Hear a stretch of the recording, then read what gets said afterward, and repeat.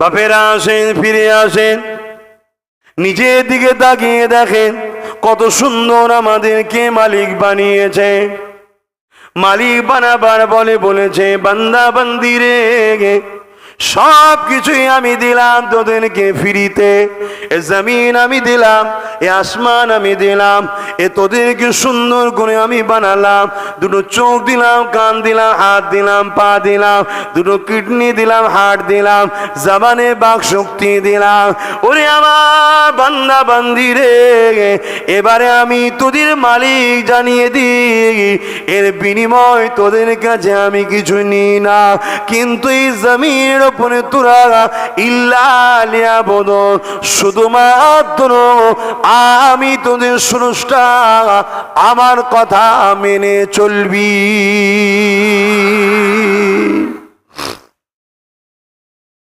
এ নজওয়ানেরা, এ নবী পাকের প্রেমিকেরা, আরে কত সুন্দর করে আমাকে দুটো হাত দিয়েছে, আপনাদেরকেও দুটো হাত দিয়েছে মালিক।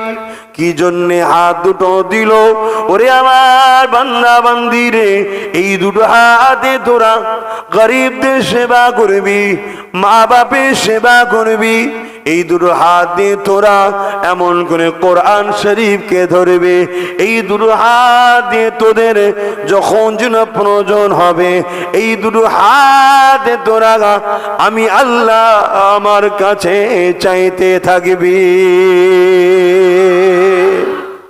এজন্য দিয়েছ তো।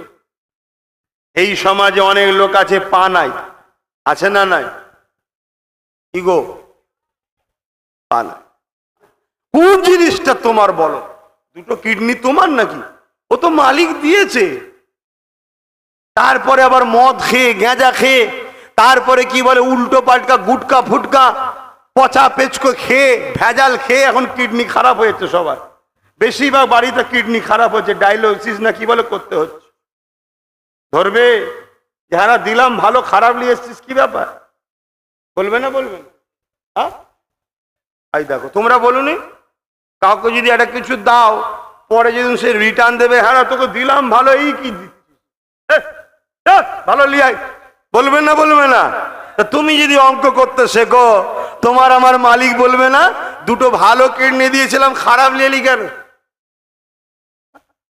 এজন্যে কি খেতে হয়, এই খাদ্যটাও মালিক তালিকা করে দিয়েছে, কখন কোনটা খেতে হয়, খেয়ে কিভাবে ঘুমাতে হয়।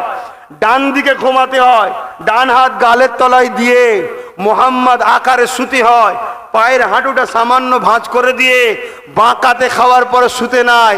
দুপুরে খাবার পরে যেখানে খাও সেখানেই, মানে বাড়িতেই, সঙ্গে সঙ্গে 10-15-20 মিনিট হলো ঘুমালে, না ঘুমালে কমসে কম একটু শুতে হয়।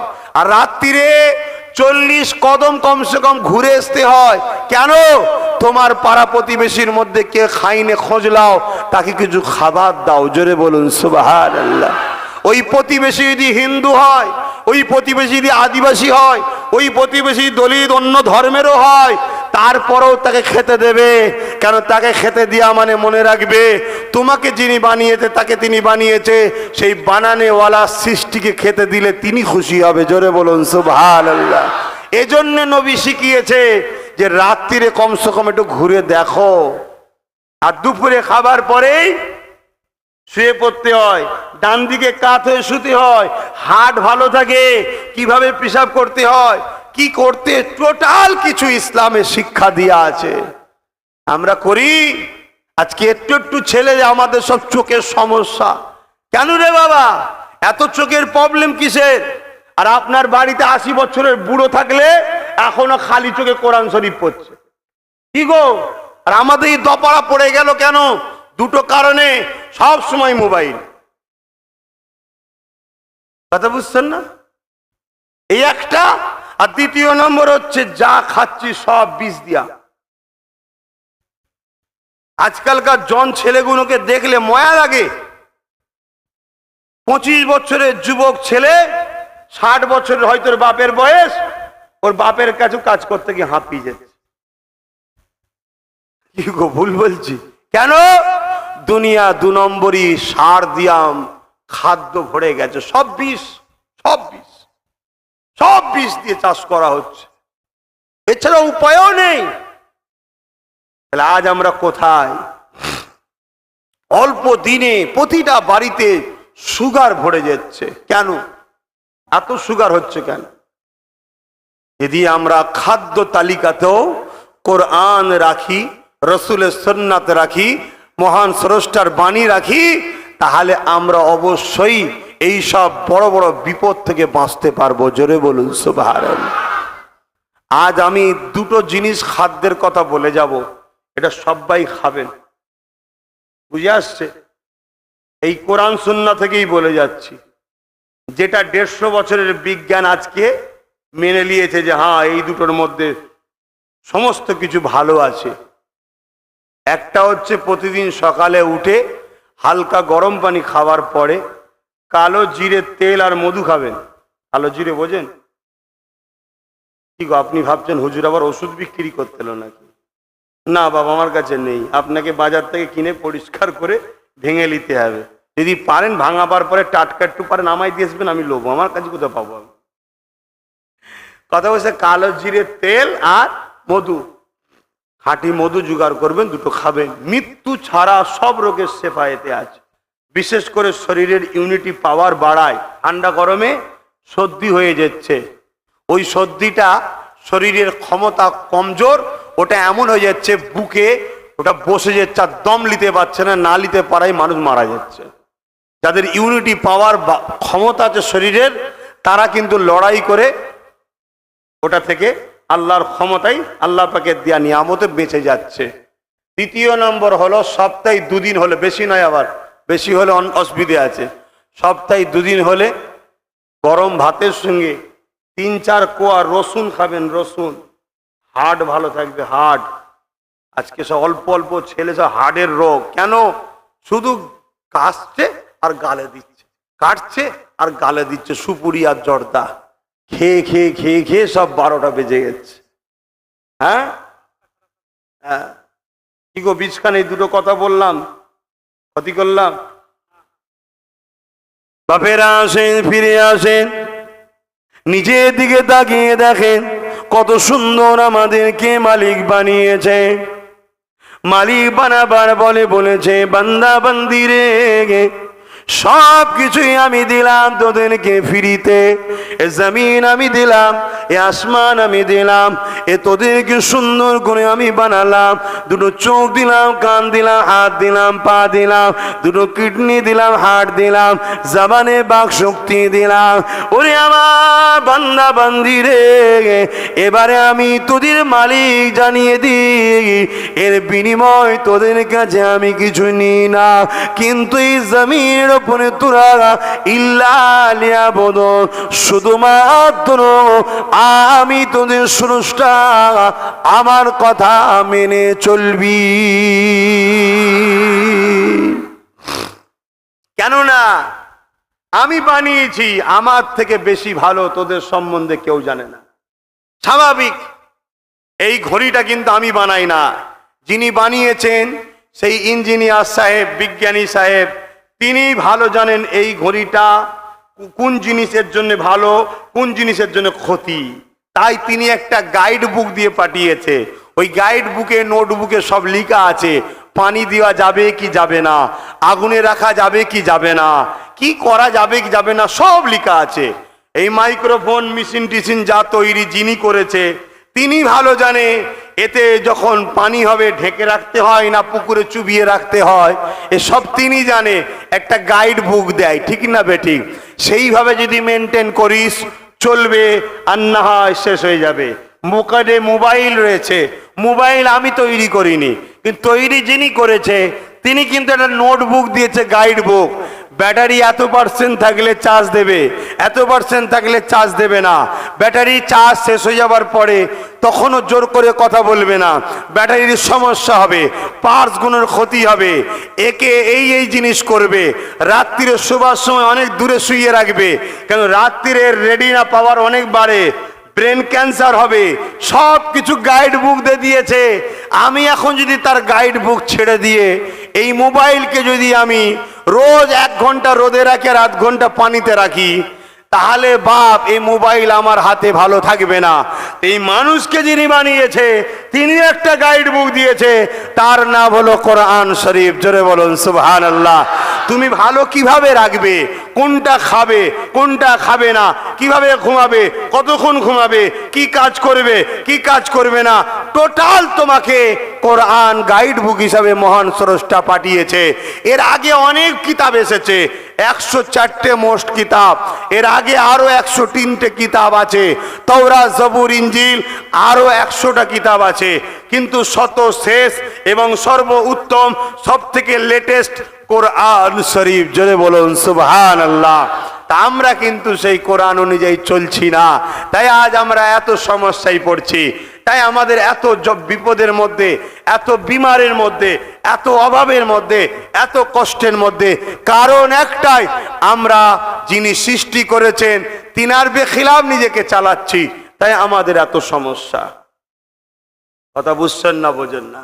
তাই আমাদেরকে ফিরে আসতে হবে, ফিরে এসে সেই কোরআনের দিকে চলতে হবে। আর কোরআন শুধু তোমার আমার জন্য আসে না, কেন মহান স্রষ্টা তো শুধু তোমার আমার নয়, সৃষ্টিকর্তা সবার, তিনি আমাকেও বানিয়েছে, পৃথিবীর সবাইকে বানিয়েছে। আমেরিকা হোক, জাপান হোক, লন্ডন হোক, ফ্রান্স হোক, ব্রিটেন হোক, জর্ডান হোক, যেই হোক না কেন, পৃথিবীর সবাইকে বানিয়েছেন তিনি। এই পৃথিবীটা 4 ভাগ পানি, তার 3-4 ভাগের মধ্যে 3 ভাগ পানি, 1 ভাগ পৃথিবী। সামান্য পৃথিবী পানির ওপরে ভাসছে। বিজ্ঞান রিসার্চ বলছে যে পৃথিবীর মাটির তলাতে একটা প্লেট ছিল, ওই প্লেটটা কেউ বানায়নি বাপ, কোনো সরকার বানায়নি, ওই প্লেটটা তিনি বানিয়েছে যিনি পৃথিবী বানিয়েছে। ওই প্লেটের ওপরে পৃথিবীটা ভাসছে পানিতে, পুরোটাই পানির উপরে। কথা বুঝা? সেই জায়গায় এত লাফালাফি করে লাভ নেই। ঝগড়া, বদমাইশি, মারপিট, খুনোখুনি, লুটা, মারপিট এসব বন্ধ করো। মানুষ মানুষকে সাথ দাও, মানুষ মানুষকে পেয়ার করো। দুদিনের দুনিয়ায় একে অপরকে খুশিতে রাখো, একে অপরের সহযোগিতা করো। তবে মনে রাখবে, মহান স্রষ্টাকে বাদ দিয়ে নয়, তিনাকে সামনে রেখে, অর্থাৎ তিনার ইশারাতে। তো ভাইয়েরা আমার, এই যে বিশাল বিশাল পাহাড় দেখছেন, এই পাহাড়গুলো কি? এগুলো হলো পেরেক। এগুলো পেরেক। ভাই অসুবিধা হচ্ছে নাকি? পেরেক এগুলো। পৃথিবী যখন তৈরি করে ওই পাতির ওপরে রাখে, তখন টলমলো করে, টলমলো করে, তখন ওই পাতিটা কি বলে, পেরেকটা সেঁটে দেওয়া হয়েছে। এই পাহাড়গুলো থাকবে না, এগুলো চূর্ণ বিচ্ছিন্ন হয়ে যাবে। কেননা কোরআন বলছে, ইজা ওয়াকাতিল ওয়াকিয়া লাইসা লিকাতিয়া কাযিবা, কিয়ামত অবশ্যই হবে যার মধ্যে কোনো মিথ্যা নাই। এই আকাশের তারা ঝরে ঝরে পড়বে, এই চাঁদ ভেঙে পড়বে, এই সূর্য শেষ হবে, সব কিছু শেষ হয়ে যাবে। কুল্লু মান আলাইহা ফান, কোরআন বলছে সব কিছু ফানা হবে, একমাত্র সেই মহান স্রষ্টা তিনি থাকবেন। জোরে বলুন সুবহানাল্লাহ। কথা বুঝে আসছে? সেই স্রষ্টাকে আমরা কেউ দেখিনি, দেখেছেন একজন, হযরত প্রফেট মুহাম্মদ রাসূল সাল্লাল্লাহু আলাইহি সাল্লাম। জোরে বলুন সুবহানাল্লাহ। এখন কারো মাথায় যদি যায়, দেখেনি যখন মানবো কেন? তাহলে তো তোমার মধ্যে জানো নাই। এখানে সব বেজান লোক বসে আছে, কারো মধ্যে জান নাই। আপনারা মানেন জান আছে আপনাদের মধ্যে? এই জান আছে মানেন? রু আছে মানেন? তো বল, যারে জান না থাকলে তো মরে যেতাম, বেঁচে আছি জান আছে বলেই তো। তো জান দেখেছেন? জানটা বানিয়েছে যিনি, তিনি যদি পারে এমন জিনিস বানাবো, কোনো মেশিন, কোনো র্যাডার কেউ ধরতে পারবে না, অথচ থাকবে। তিনি যদি বানাতে পারে, তিনিও আছে, কেউ ধরতে পারবে না। তিনাকে দেখতে গেলে এই সামান্য জিন্দেগিতে না দেখে তাকে প্রেম করে তার কাজ মতো চলতে হবে।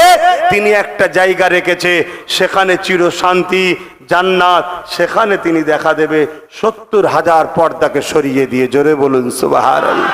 আরো খুশি হয়ে বলুন সুবহানাল্লাহ। আহা, সেই মহান স্রষ্টাকে ভালোবাসেন, প্যার করেন, তেনার কথা মতো চলেন। তিনি জীবজন্য আমাদেরকে সৃষ্টি করেছে, সেটা করুন। আমাদেরকে যেমন সংসার করতে হবে, ওই সংসারটাও তিনার হুকুমে করতে হবে। আমাদের যেমন কারবার করতে হবে, ওই কারবারটাও তেনার হুকুমে করতে হবে। আমাদেরকে যেমন মানব বন্ধন করতে হবে, ওই মানব বন্ধনটাও তেনার হুকুমে করতে হবে। আমাদেরকে যেমন রাষ্ট্রকে প্রেম করতে হবে, ওই রাষ্ট্রকে প্রেমটাও তেনার হুকুমে করতে হবে। আমাদেরকে যেমন অন্য ধর্মের মানুষও বিপদে পড়লে সাহারা দিতে হবে, এটাও তেনার হুকুমে করতে হবে। আমাদেরকে যেমন নিজের বাচ্চাদেরকে সহযোগিতা করতে হবে, এটাও তেনার হুকুমে করতে হবে। আরে ইসলাম বুঝুন, আল্লাহর কোরআনকে চিনুন, মাতৃভূমিকে প্রেম করা, ভালোবাসা, এটা একটা বহুত সওয়াব ও নেকির কাজ। জোরে বলুন সুবহানাল্লাহ। এই আমার যুবকেরা, তরুণেরা, হযরত প্রফেট মুহাম্মদ সাল্লাল্লাহু আলাইহি সাল্লাম তিনি যখন মক্কা থেকে ইয়াসরিব মদিনার দিকে যায়, তখন তিনি তেনার মাতৃভূমি মক্কা, তিনার মাতৃভূমি হলো মক্কা, তিনি মক্কায় এসেছিলেন।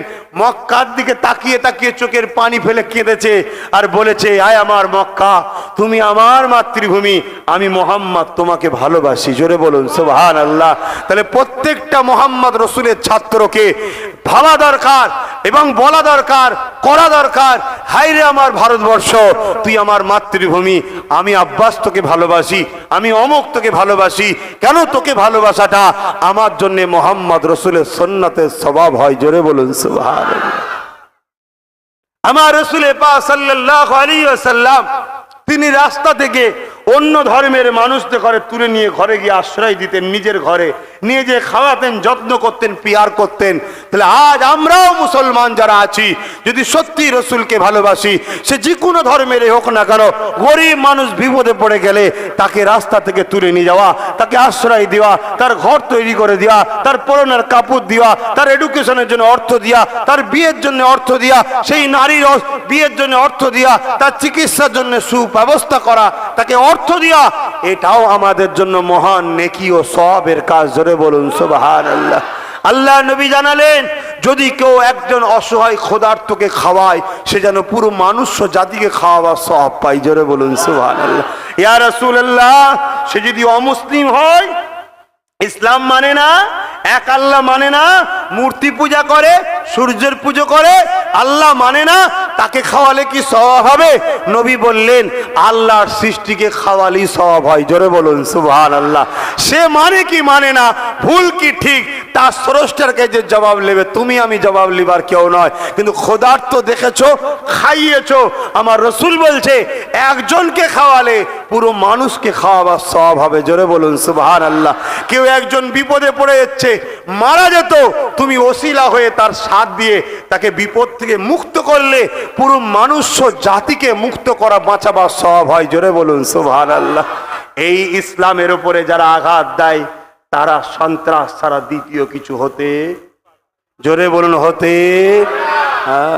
তারা এখন বাপ ক্ষমতার জোরে আলেম উলামাদের কণ্ঠকে রোধ করতে চাইছে, ক্ষমতার জোরে আলেম উলামাদের ঘরে রুখতে চাইছে।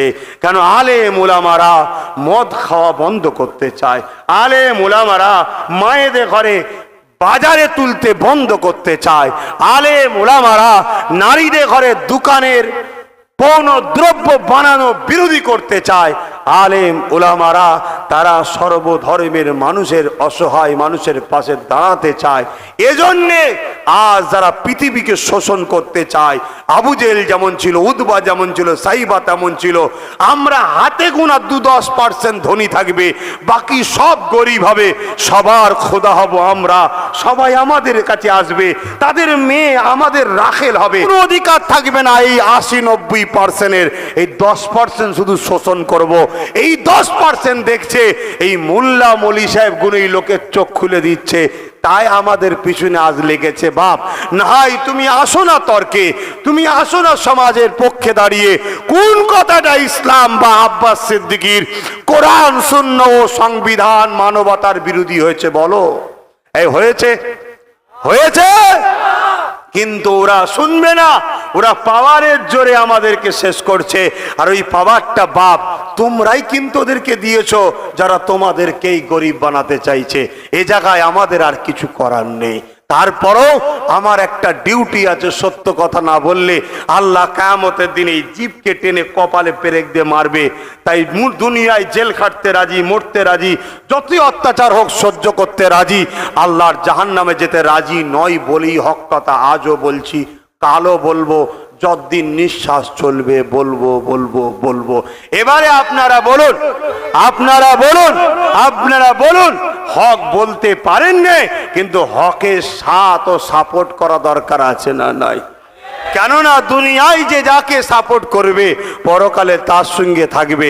আব্বাস সিদ্দিকী হকের পক্ষে না অন্যায়ের পক্ষে? তারা কারা কারা বলছেন আমি হকের পক্ষে, একটু হাত তুলে দেখান। মারহাবা, আলহামদুলিল্লাহ। তাহলে আমার সাথ দিতে লাগবে, হাত তুলে দেখান। সাথ দিতে রাজি আছেন না নাই? আলহামদুলিল্লাহ। এই মুহূর্তে ঐক্য হতে হবে। এই থাকলেও বিপদ, এই থাকলেও বিপদ, এই থাকলেও বিপদ, এই থাকলেও বিপদ, এই থাকলেও বিপদ। গরিবদের ঘরে এখন এরকম হতে হবে। কথা বুঝছেন না, বোঝেন না, তবে বাঁচবেন। আমি কখনো কখনো সোশ্যাল মিডিয়ায় দেখি যে একটা ভিখারি কুকুরকে খাওয়াচ্ছে, একটা গরিব মানুষ আর একটা গরিবকে খাওয়াচ্ছে। দেখে বুঝি হ্যাঁ, এতিমের কষ্ট যেমন এতিমই বোঝে, বাপ হারার কষ্ট যেমন বাপ হারাই বোঝে, অসহায়ের কষ্ট তেমন অসহায় বোঝে, এতিমের কষ্ট তেমন এতিমই বোঝে। হয়তো আপনার মাথায় যেতে পারে যে আব্বাস সিদ্দিকী তাহলে তুমি কি করে বুঝলে? আমি বুঝতাম না, আমিও বুঝতে পারতাম না যদি আমি নিজেকে মোহাম্মদ রসুলের গোলাম না কয় বানাতাম, মোহাম্মদ রসুলের কদমে নিজের জানমাল যদি না দিতাম, যদি মোহাম্মদ রসুলের দিনের ছাত্র না হতাম, আমিও বুঝতে পারতাম না যে গরিবের কষ্ট কত। মোহাম্মদ রসুলের কদমে নিজের জানমাল কোরবান করেছি, মোহাম্মদ রসুলের কাছে নিজেকে দান করে দিয়েছি, মোহাম্মদ রসুলের স্কুলের ছাত্র হয়েছি দিনের, তাই আমি বুঝি গরিবের কদর কত, গরিবের কষ্ট কত। না হয় আমিও বুঝতে পারতাম না, আমিও গরিবকে হয়তো মানুষই মনে করতাম না। কথা বুঝতেন না, বোঝেন না? এই বুঝতে পেরেছি একমাত্র এই শিক্ষা আমাকে দিয়েছে, তেনার নাম হলো মোহাম্মদ রসুল। জোরে বলুন সুবহানাল্লাহ। কেন এই পৃথিবীর বুকে ১৫০০ বছর আগে বাজারে যেমন আলু পটল বিক্রি হয়, মেয়ে বিক্রি হতো, গরিব মানুষ বিক্রি হতো, লোক কিনে নিয়ে যে কাজ করাতো, প্রয়োজন হলে হত্যা করতো, কোনো বিচার ছিল না। গল্প বলছি নি বাপ, ইতিহাস বলছি।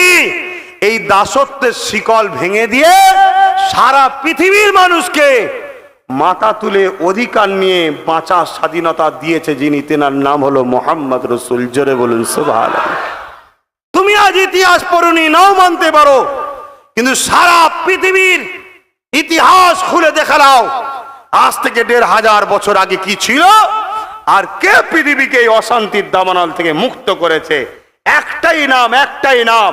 সে তুমি আমেরিকাই বলো, সাউথ আফ্রিকাই বলো, রোম বলো, তখন তো পৃথিবীর সেরা ছিল রোম।